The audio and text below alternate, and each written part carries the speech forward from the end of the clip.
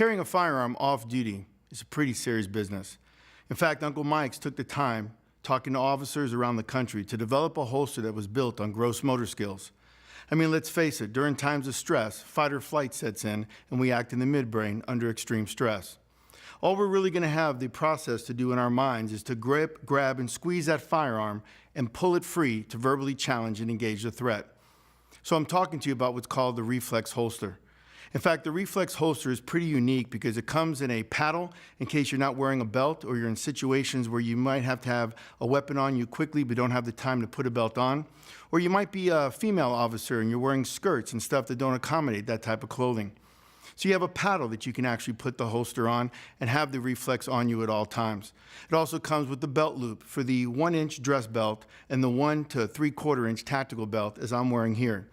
In fact, the Reflex holster was designed for you not to have to remember about any buttons to push, any levers to squeeze, or any special passwords or codes to remember. You simply have to grip, grab, squeeze that firearm to pull the firearm out, to verbally challenge and engage your threat. And when you secure the firearm back inside that holster, you're going to hear an audible click and you're going to feel the firearm seat inside the holster. To me, that's priceless because in the situations I've been in my life, I don't have time to remember all these steps to get the firearm out when my life depends on it the most. So if you haven't looked at the Reflex, I strongly encourage you to do so. I know I have, and I'm glad I did.